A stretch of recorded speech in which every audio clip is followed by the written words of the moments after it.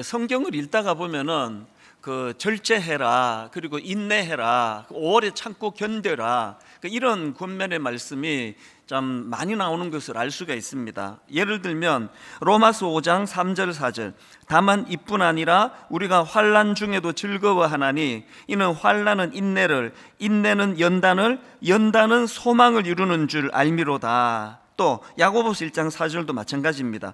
인내를 온전히 이루라, 이는 너희로 온전하고 구비하여 조금도 부족함이 없게 하려 함이라. 이런 식으로 인내를 강조하는 교훈의 말씀도 많이 나오고요. 그런가 하면은 성경에 보면은 인내하지 못하다가 급히 서두르다가 어려움을 당하고 낭패를 만나는 이런 사례들도 종종 나옵니다. 예를 들면 대표적인 사례가 출애굽기 32장에 나오는 금송아지 우상 사건, 이런 거 아닙니까? 모세가 시내산에 율법을 받으러 가서는 아무리 기다려도 안 오는 겁니다. 오래 기다렸던 백성들이 그거를 못 견뎌가지고 그만 금송아지 우상을 만들어서 하나님의 진노를 사 엄청난 위기를 자초하는, 이게 대표적인 사례고요. 또 그런가 하면은 우리가 잘 아는 야곱의 어머니 리브가도 마찬가지입니다. 자녀 교육을 하는데 자기가 야곱을 임신했을 때 하나님께서 약속의 말씀을 주셨거든요. 내가 야곱을 강하게 인도할 것이다. 그 약속의 말씀을 주셨는데 이 법은 멀고 주먹은 강하고 이런 말이 있는 것처럼 하나님의 약속의 말씀을 신뢰하지 못하고 기다리지 못해가지고 그만 속임수로 아버지의 축복을 받아내게 하려는 이런 잘못된 시도를 하다가 그 아들이 얼마나 안 해도 되는 고생을 하는 길로 들어가게 만듭니까? 이 모든 것들이 다 이제 인내하지 못하는 데서 생기는 비극인데요. 오늘 본문도 바로 딱 그런 케이스에 지금 사건이 발생을 하고 있습니다. 자, 오늘 본문 창세기 16장 1절 2절 한번 보십시오. 아브라함의 아내 사레는 출산하지 못하였고 그에게 한 여종이 있으니 애굽 사람이요 이름은 하갈이라. 사레가 아브라함에게 이르되 여호와께서 내 출산을 허락하지 아니하셨으니, 허락하지 않은 게 아니고요, 하나님의 때, 가장 적절한 하나님의 때를 지금 하나님이 기다리고 계시거든요. 근데 그 내면의 불신앙이 여호와께서 내 출산을 허락하지 아니하셨으니 원하건대 내 여종에게 들어가라, 내가 혹 그로 말미암아 자녀를 얻을까 하노라 하매 아브라함이 사레의 말을 들으니라. 지난주에 우리 살펴보지 않았습니까? 바로 앞 창세기 15장에서 하나님께서 친히 쪼갠 짐승 사이를 통과하시면서 당신의 존재를 걸고 내가 이 약속 지킨다, 그렇게 하나님께서 굳건한 약속의 말씀을 주셨는데도 불구하고 그만 인간이 갖고 있는 인내의 한계가 이런 것 같습니다.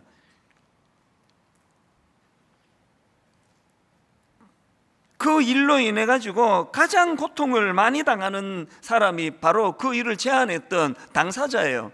여러분 아시는 4절 말씀, 아브라함이 하갈과 동침하였더니 하갈이 임신하매 그가 자기의 임신함을 알고 그의 여주인을 멸시한지라. 이 일로 인해서 가정의 위기가 찾아오고 여러 가지 부작용들이 너무나 많이 발생했다는 걸 다 아시리라 생각합니다.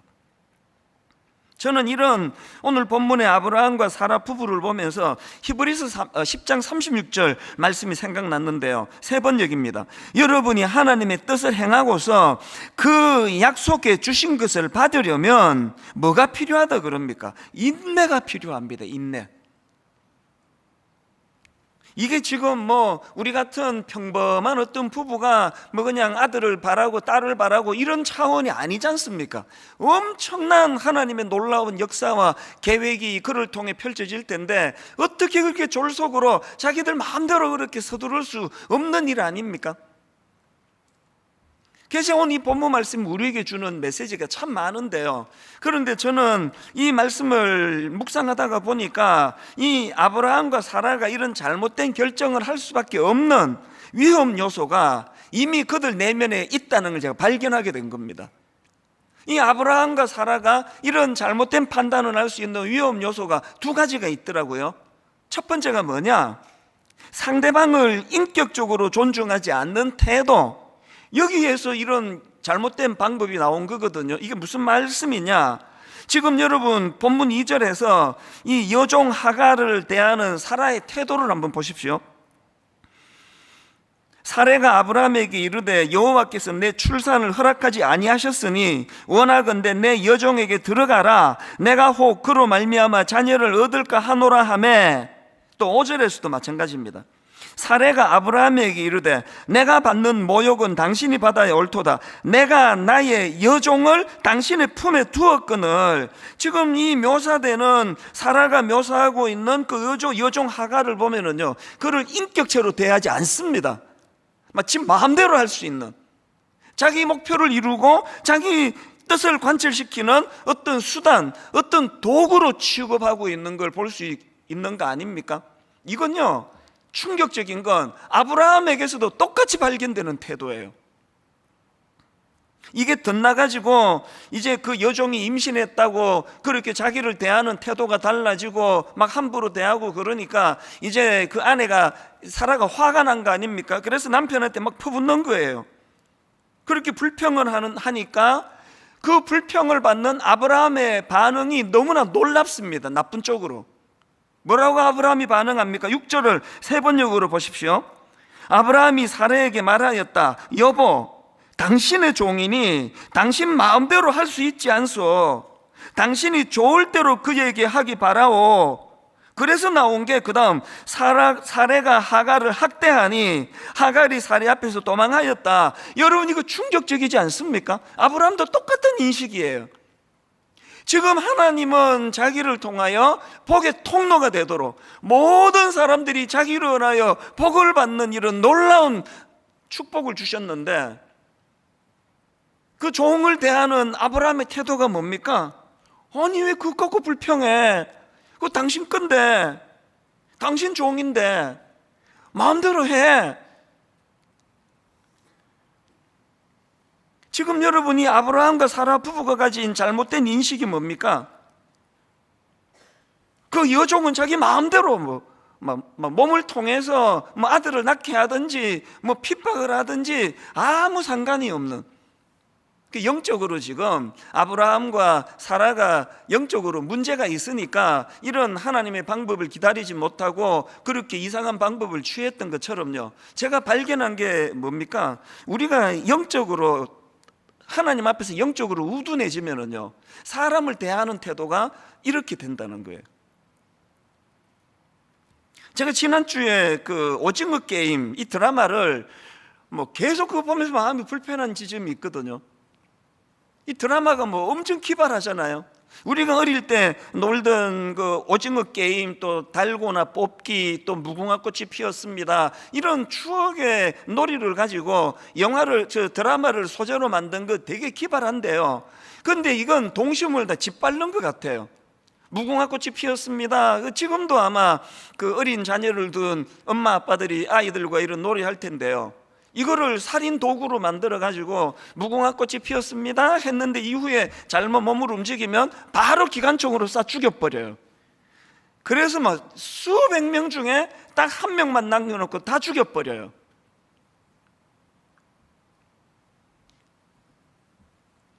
이런 드라마가 지금 전 세계에서 지금 1위다, 제일 많이 보는 드라마다, 화제를 일으킨다. 이게 지금 뭘 의미하느냐고요. 지금 우리들 머릿속에 이 사람 목숨을 경시하는 이런 거에 대하여 별로 놀라지도 않을 만큼 너무나 당연한, 이게 뭘 낳습니까? 여러분, 이거 미국에서 툭 하면은 총기 난사, 우리나라에서도 묻지마 살인, 이게 지금 다 그런 영향 아닙니까? 최근에 저희 동네에요, 그 슈퍼마켓이 규모가 작지 않은 슈퍼마켓인데요, 한 번씩 이제 물건을 사러 가서 이제 계산대 앞에 줄을 서고 또 그 계산대에서 수고하는 분들에게 인사도 하고 이게 다 없어졌습니다. 왜냐하니까 그 동네 슈퍼마켓 계산대가 전부 이제 무인으로 다 바뀌어 버렸어요. 가끔씩 갈 때마다 그 마음의 허전함을 금할 수가 없습니다. 줄 서가지고 그 앞에 종업원하고 손님이 대화 나누는 것도 또 듣기도 하고, 제 차례가 되면은 뭐 짧은 간단한 말이지만 아이고 수고가 많으십니다, 오늘은 뭐 컨디션이 좋으신가요, 이런 간단한 인사말이라도 나눌 다 없어지고요. 모든 사람들이 그 침묵에 뭐 사랑과 인격적인 게 이게 필요 없어졌습니다. 이게 저는 이 씁쓸함을 금할 수가 없는 거예요.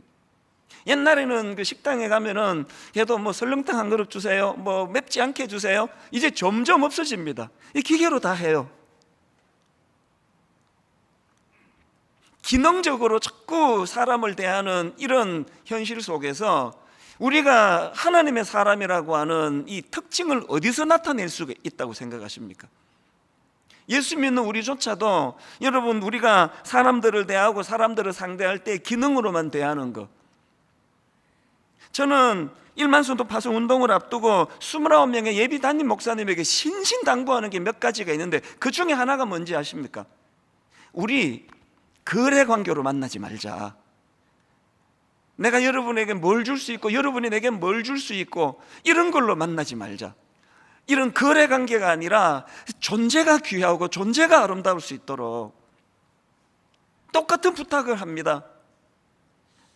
저나 우리 목사님들이 성도님들에 대하여 거래 관계로 바라보지 않기로 하자.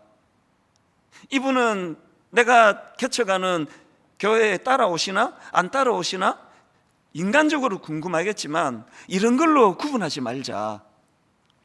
따라오셨을 때 이게 뭐 쓰임새가 뭐 더 많이 있는 건가? 따라와도 뭐 쓰일 데가 없나? 이런 것들이 만약에 우리 안에 자리를 잡는다면 그건 교회가 아니에요.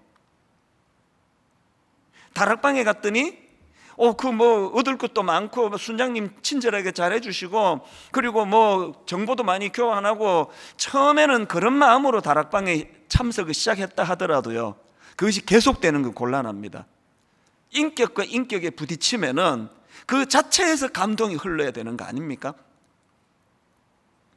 제가 추구하는 한 사람 철학이라는 거는요, 한 영혼을 기능으로 대하지 않는 태도, 한 영혼을 인격적으로 대하는 태도, 이게 한 사람 철학의 가장 중요한 핵심입니다. 교회를 나누는 것이 좋겠다고 생각한 여러 이유 중에 하나가 분당 우리 교회는 이 일이 너무 어려워져 버렸기 때문 아닙니까? 최근에 저는 우리 교회 장로님께 너무나 감동적인 이야기를 하나 들었습니다. 이 장로님은 이제 정년 퇴직을 하시고요, 그렇게 잠깐 쉬시는데 뭐 워낙 성실하고 그러시니까요, 뭐 바로 이제 일거리 제안이 들어온 거예요. 그래서 스카웃 되다시피 이제 새로 이제 일을 시작하셨는데요, 그러고 났더니 그 아내 권사님이 뭐 물론 농담이죠. 권사님이 웃으면서 그런 얘기 하더래요. 여보, 그 당신 그 새로 취직된 거 나 때문인 거 모르죠? 그게 무슨 말이야? 그랬더니요, 이 권사님이 하나님께 최근에 간절히 기도했대요. 하나님 돈 좀 주세요. 하나님 저 돈이 좀 필요합니다. 그렇게 기도하셨대요. 감동적인 건 그 다음 이야기예요. 왜 돈이 필요했는지 아십니까? 이 권사님이 이제 순장님으로 오래 사역하고 교회를 너무 봉사를 잘하시고 하니까요, 지금도 예전에 다락방 그 젊은 부부라든지 또 교회 안에 여러 분들이 상담을 요청하는 거예요. 기도를 부탁하는 겁니다. 어떤 경우도 허투루 대하지를 않으세요. 그래서 진심으로 만나서 손을 잡아주고 같이 울어주고, 그래서 한번 이렇게 상담을 하고 나면은 이 상담이라는 게 상대방의 슬픔이 내게로 전이 되는 거거든요. 그래서 어떨 때는 막 같이 우울해하시고 같이 눈물을 흘리시고 그러는데요, 그렇게 만나서 길게 대화하고 나면은 밥도 사줘야 되고 차도 사줘야 되는데 돈이 필요하다는 거예요. 그래서 하나님, 저에게 돈 좀 주세요. 그렇게 기도를 했더니 당신을 취직시켜 주더라. 그래서 이제 당신 받아온 월급의 반은 내 거야. 농담으로 그렇게 이야기를 하는데 난 너무 감동이 되는 겁니다. 그 장로님도 너무 훌륭하신 거 아닙니까? 그거를 여사로 듣지 않고 후투루 듣지 않고 진지하게 그 말을 받아가지고, 여러분이 세상에 이렇게 사람을 함부로 대하고 인명을 경시하는 이 시대 풍조 속에서는요, 내가 저 사람 왜 내가 상담해 줘야 돼? 내가 상담해 주는데 왜 밥까지 내가 왜 사줘야 돼? 내 저 사람 상담해 준다고 이게 떡이 나와 밥이 나와, 이런 얘기 많이 들어보셨죠? 이게 세상의 메시지라면 오늘 여러분, 아브라함이 그리고 아내 사라가 결정적으로 지금 그 마음속에 잘못된 것들이 잘못된 길로 가게 만든 게 있다면, 아무리 요종이라 그러지만 인격으로 대하지 않는 그 태도 속에 이런 하나님이 보시기에 악한 열매들이 나올 요소가 있다는 겁니다. 여러분, 분당 우리 교회 뿐만 아니라 모든 이 땅의 크리스찬들이 사람을 존중히 여기고 무례하게 대하지 않고 사람에 대하여 아래 사람이라고 막대하지 않는, 그래서 오늘 우리 예수 믿는 사람에게는 갑질이라는 이 단어는 절대로 있을 수 없다는 거 얼마나 많이 강조합니까? 이게 첫 번째 그 부부에게서 발견되는 잘못된 모습이고요. 두 번째로 아브라함과 사라가 잘못된 판단을 하게 된 위험 요소가 하나 더 있는데요, 그 악한 시대의 영향력 아래 놓여 있다는 겁니다. 이 악한 시대의 영향력, 이게 무슨 말씀인지 설명을 드릴게요. 그 기동연 교수님이 쓴 책에 보니까요, 이게 참 우리로 봐서는 황당하잖아요. 아니, 애가 안 쓴다고 어느 부부가 딴 여자 들여가지고 애 낳지 이게 우리로서는 너무 어색한데요, 이게 그 시대적인 배경을 갖고 있다는 겁니다. 그 시대에, 그 당시 사회에서는 이 자식 없는 아내를 위한 대리모 제도가 있었고요, 그 부잣집 여주인들은 그 여종을 일종의 그 시바지라 그러나요? 그런 일을 행하던 일이 있던 시대라는 겁니다.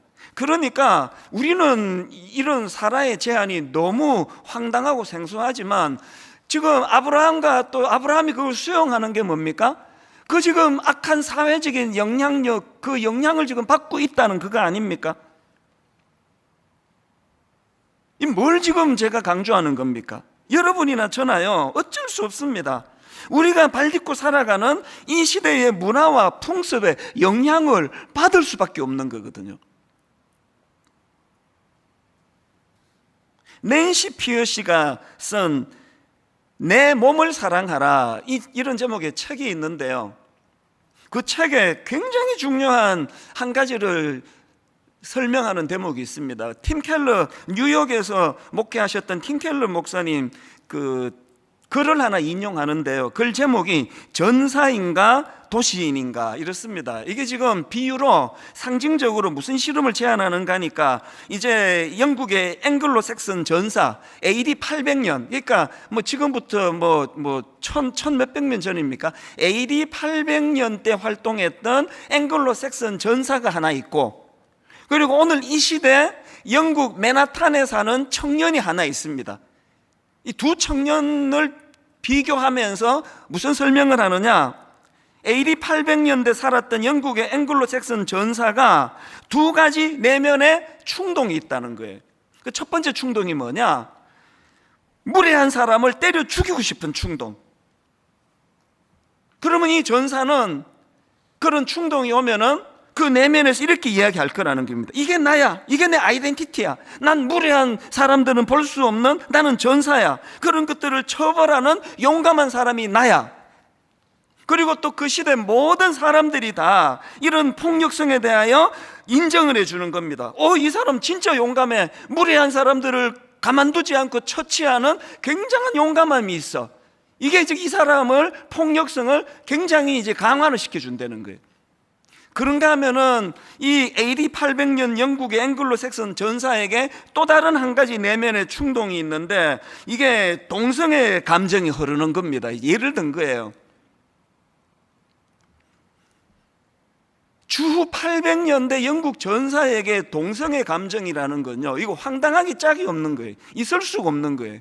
이건 전사, 남성성을 강조하던 그 시대에 이거는 너무 당황스러운 거예요. 그러면 그 남자가 뭐라고 말하느냐 하니까, 이건 내가 아니야, 이건 내 모습이 아니야, 이거를 막 부인하는 겁니다. 나는 이 충동을 억제할 거야, 난 이거 반드시 이겨낼 거야. 이게 이제 800년 전 앵글로 섹슨 전사고요. 똑같은 충동을 현재 뉴욕 맨하탄에 살고 있는 청년에게 있다고 가정을 해보자는 겁니다. 이 청년이요, 지하철을 타고 가거나 길을 가거나 무례한 사람을 보면 죽이고 싶은 거예요. 이걸 내가 이제 죽여버리고 싶다고. 그러면 그 뉴욕에 사는 남자가 어떻게 반응할까요? 이 분노 조절 프로그램을 통해 내가 이게 치료를 받아야 돼. 근데 이러다가 이제 그 사고 치르겠다. 엄청 억누르는 거예요. 그 뉴욕 사는 청년이요, 이게 나야, 이게 내 아이덴티티야, 이렇게 말하지 않는다는 겁니다. 뭘 말하는지 아시겠죠? 지금 이 설명이 가르쳐주는 포인트는요, 그 시대에 영향을 받을 수밖에 없다는 거예요. 그리고 그게 절대 진리라 말할 수 없다는 겁니다. 그 책에 보면은요, 미국 사회에서 스며들고 있는 이 두 비유가 지금 너무나 현실적인 고민. 심지어는 어느 지역은 초등학교 안에 초등학교 아이들 사이에서 나 레즈비언이야, 초등학교 5학년 6학년 아이들이 난 여성 동성애자야, 너 내 파트너가 돼줄래? 너 내 친구가 돼줄래? 이런 이야기가 오가고 있는 게 미국 현실이라는 겁니다. 이런 점에서 저는요, 에베소서 2장 2절, 그때에 너희는 그 가운데서 행하여 이 세상 풍조를 따르고 공중의 권세 잡은 자를 따랐으니 곧 지금 불순종의 아들들 가운데서 역사하는 영이라. 지금 우리가 두려워하는 게 이 세상 풍조라는 것이 감당하기 어려운, 너무나 경험해보지 못한 혼란이라는 겁니다. 에베소서 4장 14절, 이는 우리가 이제부터 어린아이가 되지 아니하여 사람의 속임수와 간사한 유혹에 빠져 온갖 교훈의 풍조에 밀려 요동하지 않게 하려 함이라. 이제 이런 말씀은요, 어린애같이 미숙한 어떤 몇몇 사람에게만 해당되는 게 아니라 목사인 저를 위시해서 우리 모두에게 해당되는 말씀이에요. 이게 뭐 그냥 한순간 놓치면은 상상을 초월하는 이런 유혹에 넘어가게 되는 것이니, 저는 이런 의미에서 오늘 본문에서 그 믿음으로 순종해서 결단해서 하나님을 따라왔던 아브라함과 사라가 보여주는 그 시대 영향을 받는 그 모습을 보면서 두려움이 드는 거예요. 오늘 이 시대는요, 그리스도인으로 살아가기가 너무나 힘든 시대입니다. 지난주에 우리가 창세기 15장을 살펴봤는데요, 그때 다룰 분량이 또 시간이 촉박해서 다루지 못했던 한 장면이 있는데요, 한 주 내내 제 머릿속에서 그 잔상이 떠나질 않는 겁니다. 그 장면을 설명드릴게요. 자, 창세기 15장 9절입니다. 여호와께서 그에게 이르시되 나를 위하여 3년 된 암소와 3년 된 암염소와 3년 된 숫양과 산비둘기와 집비둘기 새끼를 가져올지니라. 하나님이 이렇게 명하셨고 아브라함이 거기에 순종해서 준비합니다. 그게 10절입니다. 아브라함이 그 모든 것을 가져다가 그 중간을 쪼개고 그 쪼갠 것을 마주대하여 놓고 그 새는 쪼개지 아니하였으며, 이렇게 하나님 말씀에 순종해서 만반의 준비를 다 해놨는데 하나님이 안 오세요. 오셔야 될 하나님은 안 오시고요. 그 다음 11절 한번 보세요. 솔개가 그 사체 위에 내릴 때에는 아브라함이 쫓았더라. 이 장면이 떠나질 않는 겁니다. 그리고 났더니 12절, 해질 때에 아브라함에게 깊은 잠이 임하고 큰 흑암과 두려움이 그에게 임하였더니, 여기 나오는 솔개는요, 부정한 짐승이에요. 방치하면 안 되는, 아니 이제 오셔야 될 하나님은 안 오시고 계속 솔개가 지금 이거 방해하는 거예요. 이게 딱 오늘 우리 시대 아닙니까? 솔개나 쫓고 있는 오늘 우리들을 보고 세상 사람들이 너무나 많이 조롱을 해요. 네 하나님 어디 가셨니? 왜 안 오시니? 그 솔개만 쫓느라 피곤했저런 네 모습이 안쓰럽다.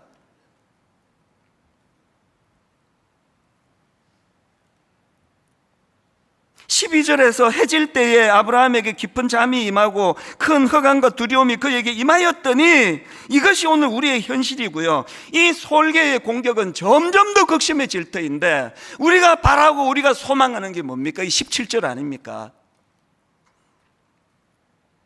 해가 져서 어두울 때에 연기 나는 화로가 보이며 타는 횃불이 쪼갠 고기 사이로 지나더라. 지난주 말씀 기억하십니까? 드디어 임하신 그 하나님께서 두려워 떨고 있는 그 아브라함을 향하여 그 흑암으로 두려워하는 그 아브라함을 위하여 횃불로 임하시는 그 하나님께서 친히 쪼갠 짐승 사이를 지나시며 내 존재를 걸고 너에게 약속하마. 그래서 오늘 설교 제목이 믿음의 다른 말은 기다림이다. 우리 이 사실을 잊으시면 안 됩니다. 믿음은 기다림이에요. 히브리서 10장 23절 세 번 얘기입니다. 또 우리에게 약속하신 분은 신실하시니, 우리에게 약속하신 분은 신실하시니 우리는 흔들리지 말고 우리가 고백하는 그 소망을 굳게 지킵시다. 내면에 두려움이 있을 때 이런 말씀을 묵상하시면 좋습니다. 그런가 하면은 시편 40편 1절, 내가 여호와를 기다리고 기다렸더니, 내가 여호와를 기다리고 기다렸더니 귀를 기울이사 나의 부르짖음을 들으셨도다. 이게 신앙생활 아닙니까?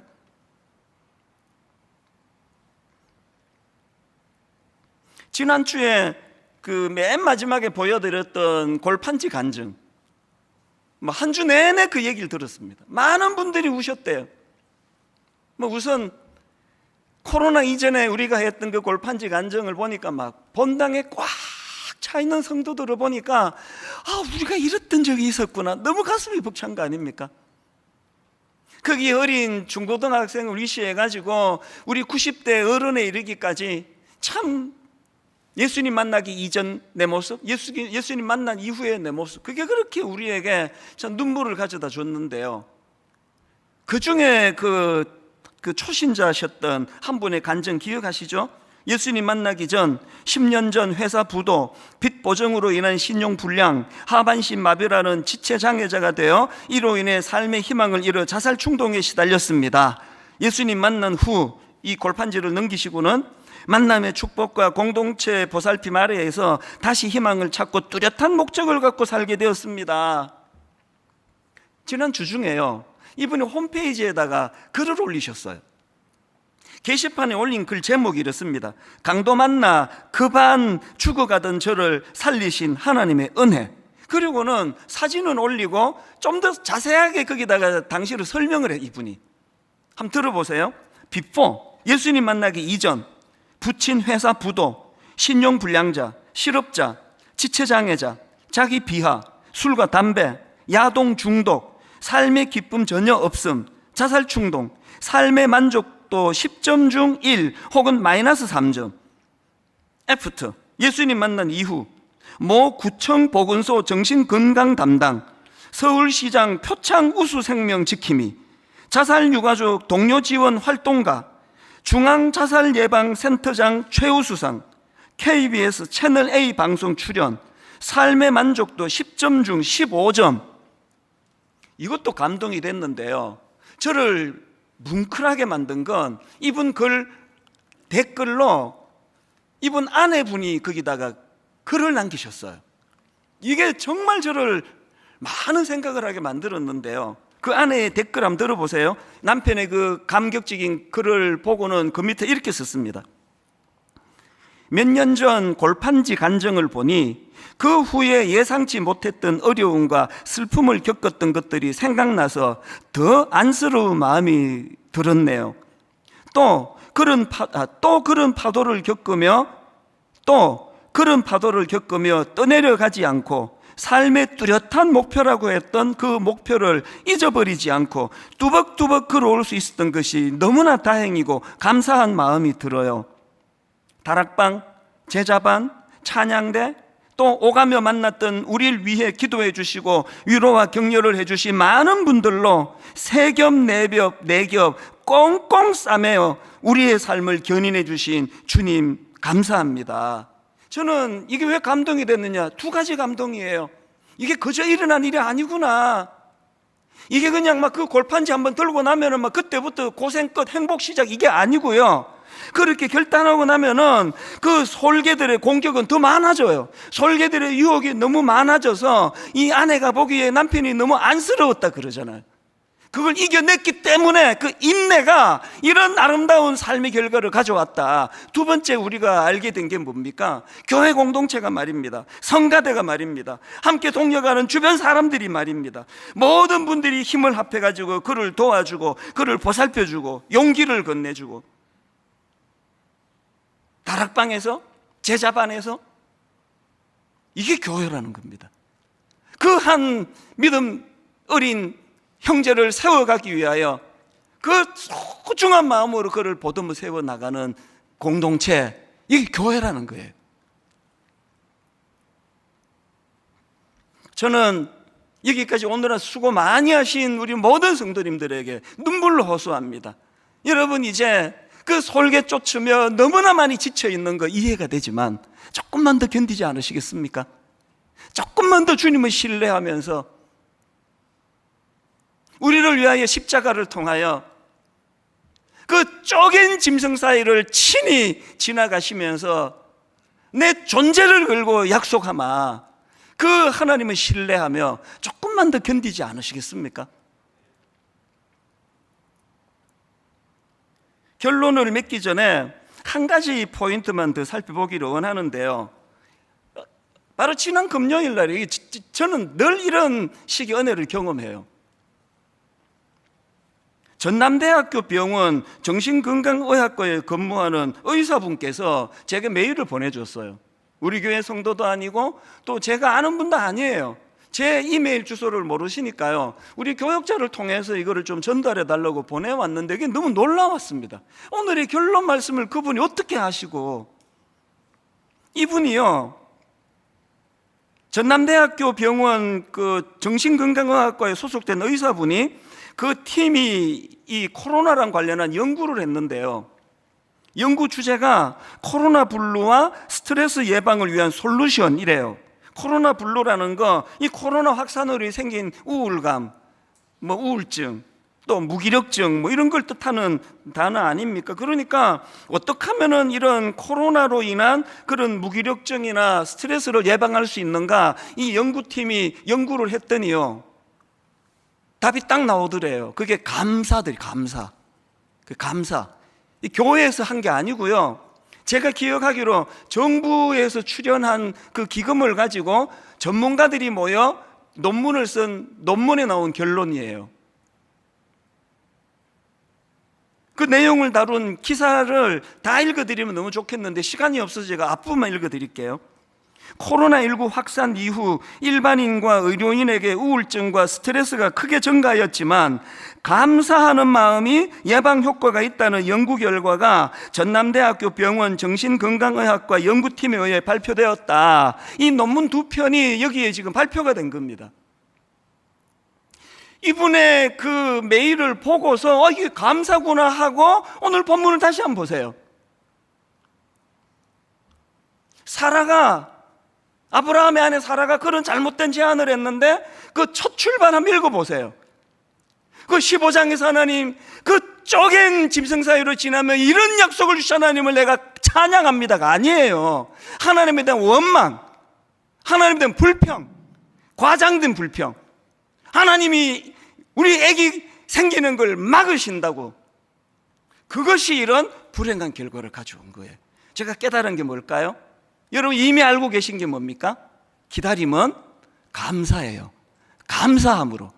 그래서 지금 결핍된 그 문제에 집중하는 본능을 우리가 방치하지 말고, 그거 어쩔 수 없지만 15장에서 주셨던 그 하나님의 은혜, 14장에서 주셨던 그 하나님의 은혜, 13장에서 12장에서 주셨던 그 하나님의 은혜, 잘못 판단해서 애굽으로 내려가 엉뚱한 곳 헤맬 때 하나님이 어떤 은혜로 그를 다시 회복 주셨던가, 그 지나간 시간에 대한 감격을 회복하는 것, 이게 전남대학교 어떤 저 알지도 못하는 의사 교수님을 통해서 하나님이 보내주신 자료라고 저는 믿거든요. 우리 지난주에 월드비전에서 감사 챌린지, 추수감사절 너무너무 감사해요.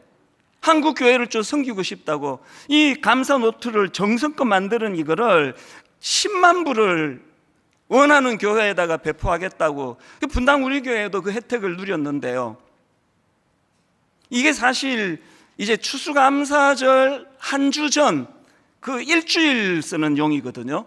하나님이 제 마음에 3주까지 기다릴 게 뭐가 있냐고, 내일부터 하시자고요. 내일부터 시작하자고요. 꼭 꼭 이거 안 쓰셔도 돼요. 이거는 추수감사 전주일 쓰기로 아껴놓고, 여러분 이미 있잖아요. 우리 교회가 쓰는 감사 노트 한 몇 줄 쓰고 그 처박아 놓은 거 다 찾아내세요. 그거 다 끄집어내세요. 그리고 우리 3주 동안에 이 월드비전에서 하는 감사 챌린지가 이게 참 의미가 있는 게요, 요일마다 감사 무게가 다 달라요. 우리 홈페이지 들어오시면 그 내용 다 알 수 있습니다. 이런 겁니다.